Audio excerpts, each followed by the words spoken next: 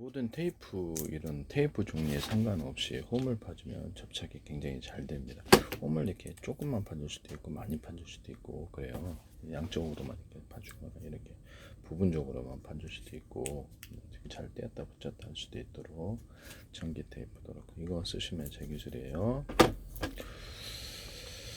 그래서 포스트잇도 가능해요. 포스트잇이나 기타 다른 종류도 이렇게 뗐다 붙였다 했을 때 이것을 할 수 있다라는 것을. 그러면 일반 뭐 어떤 종이 인쇄 해가지고 붙였다 뗐다 하는 것도 되겠네요. 그럼 그렇죠. 홈을 파가지고 그렇게 접착을 할 수 있습니다.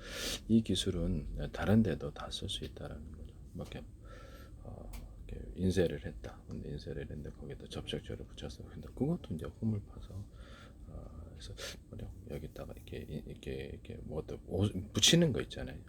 붙여가지고 하는 모든 종류의 것에 이 기술이 쓰여질 수 있습니다. 하시면 제 기술이 되겠어요.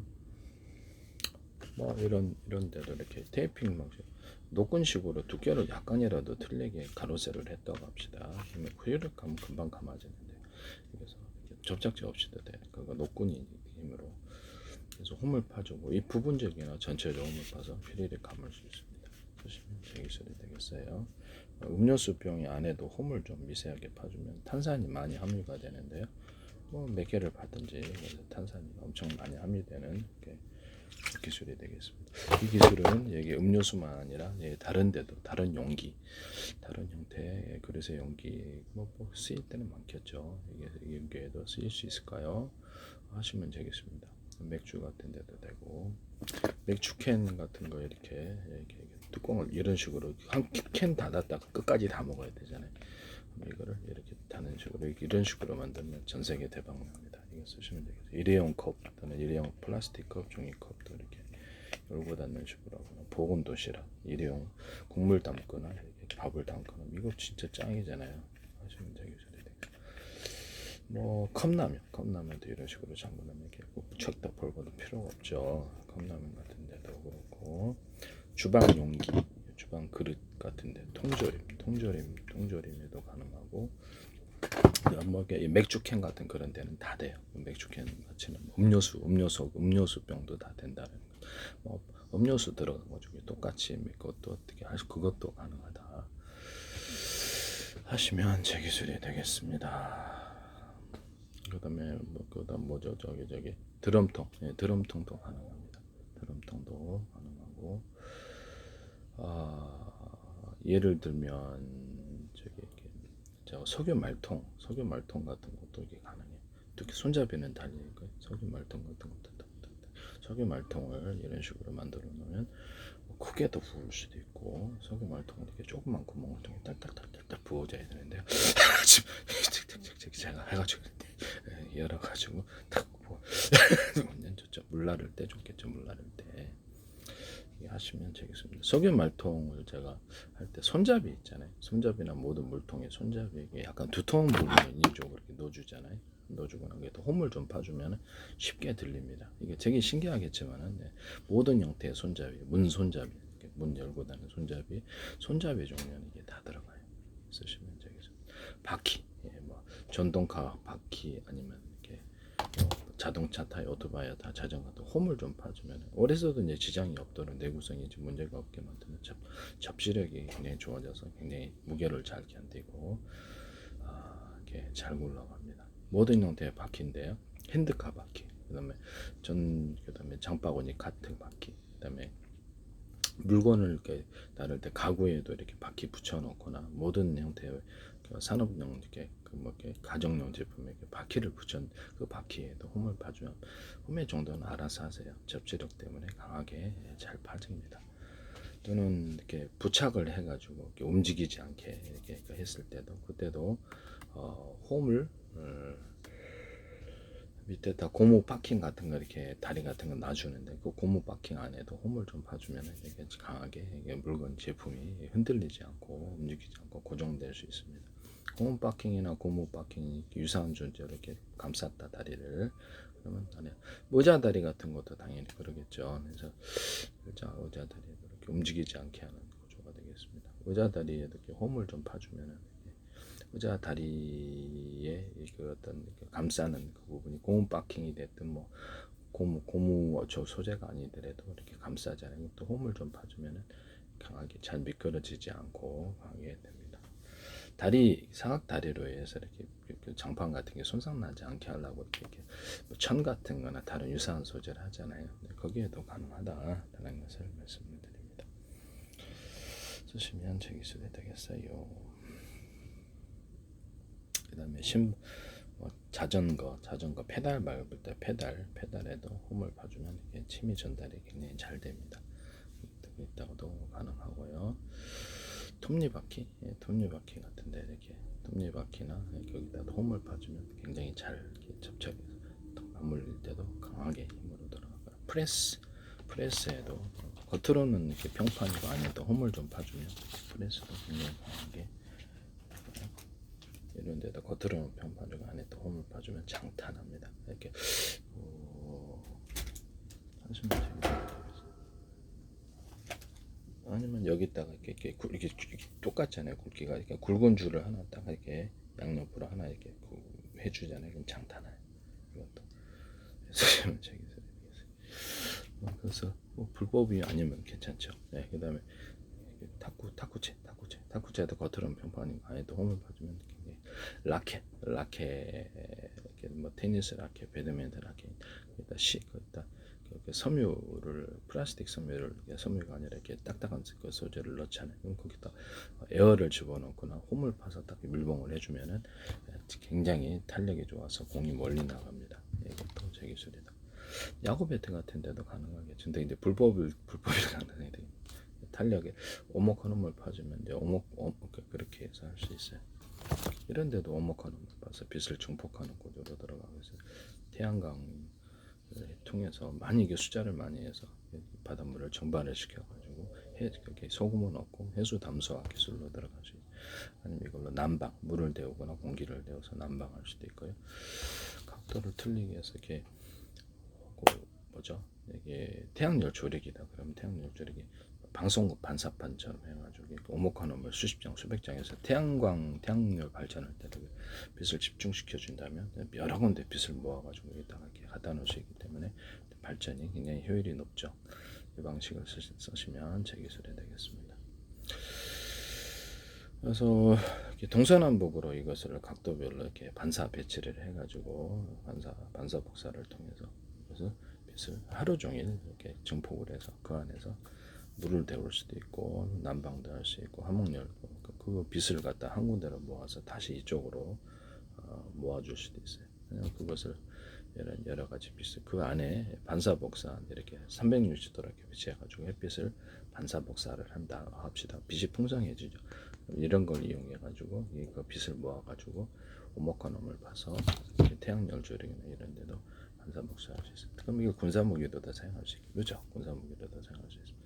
여기다가 반사바처럼 해가지고 빛을 모아서 여기다 착 해가지고 여기다 치게 EUV 장치 같은 데는 이렇게 이런 것을 다이아몬드 커팅이라고 그러나요? 다이아몬드 커팅을 해서 여러 각도에 들어오는 빛을 증폭하고 해가지고 이렇게 볼록 렌즈를 이용해가지고 이렇게 밑에를 태우는 구조로 들어가시고 또 홈을 좀 파서 이렇게 태우고 가로등 불빛 같은 거 자동차 전조등 불빛 이런 전구 같은 데도 돼. 이런 전구나 이런 데도 불빛을 반사 복사해서 형광등 같은 데도 되고 전구의 종류에 상관없이 네온사인도 그렇게 이렇게 해서 증폭할 수 있다. 간판 같은 데도 빛을 원래 빛보다 증폭해서 보낼 수 있습니다. UV 장치에서 많은 볼록 렌즈를 이용해서 큰 볼록 렌즈에 집중해 주거나 오목한 홈을 파서 오목 렌즈 역할을 하기 위해서 하거나 다이아몬드 커팅을 해서 여러 각도의 빛을 증폭해서 여기다 조사할 수 있어요. 레이저 광으로 하는 시각 장치, 종족 이런 데서도 사용할 수 있고 레이저 공격기 다양한 데서도 사용하시면 제 기술이 되겠습니다. 여기다 또는 필요한 열을 좀 가해가지고 에너지를 좀 더 얻게 해서 강한 어떤 작업을 강하게 한다. 쓰시면 제 기술이 되겠습니다. 이런 레이저 용접기나 가공기는 안에 이렇게 볼록 렌즈가 달리는데 그 안에다가 여러 개 작은 볼록 렌즈는 오목한 홈을 파거나 이렇게 다이아몬드 같은 걸 통해서도 빛을 증폭하여서 레이저 가공을 할 수 있다. 쓰시면 제 기술이 되겠다. 라는 것입니다. 비닐 같은데 이렇게 딱 하다 이렇게 비닐 이렇게 그리고 뽁뽁이 같은 게 있잖아요. 그럼 거기다 오목건홈을 파면 접착이 잘 됩니다. 그래서 뽁뽁이를 보통 이렇게 창문에 딱 이렇게 물로 붙이는데 그때도 딱 접착이 잘 돼요. 예, 쓰시면 제 기술이 되겠습니다. 비닐 같은 데도 가능하다. 아니면은 그 어떤 그 뭐죠? PVC 매트, 투명 매트, 유리판 대신해서 이렇게 식탁에 놓는데 거기다가도 오목건홈을 파주면 쫙 접착이 돼서 잘 움직이지 않아요. 움직여갖고 이렇게 틀어지는 경우도 많은데요. 하시면 제 기술이 되겠어요. 장판 같은 데도 되겠죠. 그 다음에 뭐 타일? 네, 타일 같은 데도 딱 달라붙게 되겠죠. 타일 뭐 이런데 타일이나 이런 데도 딱 달라붙어갖고 잘 안 떨어지는 그런 현상이 일어날 수도 있습니다. 타일 종류가 굉장히 많죠. 네, 이런 데도 가능하다. 쓰시면 제 기술이 되겠습니다. 그 다음에 여기 홈을 파서 접착하는 기술은 축구공, 농구공, 배구공 접합 이런 데도 쓸 수가 있고 자동차 타이어 이렇게 접합, 그다음에 물놀이용 고주파 접합, 그다음에 뭐 인조 가죽, 뭐 천연 가죽, 그다음에 이런 접합 이런 데도 옷 접합에도 가능하고요. 모든 형태의 접합 구조에는 이것이 들어갑니다. 펠리클 반도체 펠리클 접합, 또는 유리기판 접합. 유리기판은 이렇게 실리콘 웨이퍼에다가 제가 이렇게 전기선 피복처럼 이렇게 해서 좀 이렇게 절연 구조를 전기 테이프 아시죠? 예, 이런 절연 테이프 이런 방식으로도 괜찮아요. 근데 오래 써도 지장이 없어야 되니까 다른 재료도 가능하거든. 이렇게 수백 개 목자도 열이 전염이 안 되는. 그러면 실리콘 웨이퍼 만들 때부터 그렇게 만들어주면은 그거를 적층을 할 때 낸드 플래시, HBM 단가 엄청 싸게 만들 수 있겠죠. 쓰시면 제 기술입니다. 유리기판과 플라스틱 판에도 그럴 수 있을까요? 아니면 마더보드라든지 그래픽보드 기판에도 가능할까요? 네, 그렇게 하시면 되겠습니다. 미세 전류가 옮지 않아서 이렇게 내장 사운드 같은데 이렇게 잡음이 좀 일어나는 게 미세 전류 때문에 그러거든요. 아니면 컴퓨터 케이스에다가 이렇게 바닥이라든지 적어도 바닥 아니면 전체 해가지고 이렇게 절연 구조를 절연 테이프 방식이라도 두면은 미세 전류가 옮지 않는 컴퓨터 케이스 기술이 되겠습니다. 절연 구조를 뭘 재료를 뭘로 하든지 그 방식을 하신다는 거죠. 예, 쓰시면 제 기술이 되겠어요. 홈물 파서 유리기판 같은 것도 이렇게 접합을 시켜주고요. 반도체도 하고 이렇게 기판하고 접착을 금속 크림으로 접착할 때 거기다 홈물 파서 할 수 있고 펠리컨 카본 소재 접합 이런 데도 여러 재료 서로 틀린 재료를 접합시키거나 아니면 프라시창과 프라시창 얇게 여러 겹 들어가서 빛의 투과대로 좋게 해서 프라시창을 만드시면 제 기술인데요. 또 홈물 파서 접착, 프라시창을 유리창을 접합하는 기술을 말씀을 드렸는데 이게 또 홈물 파서 접착을 합니다.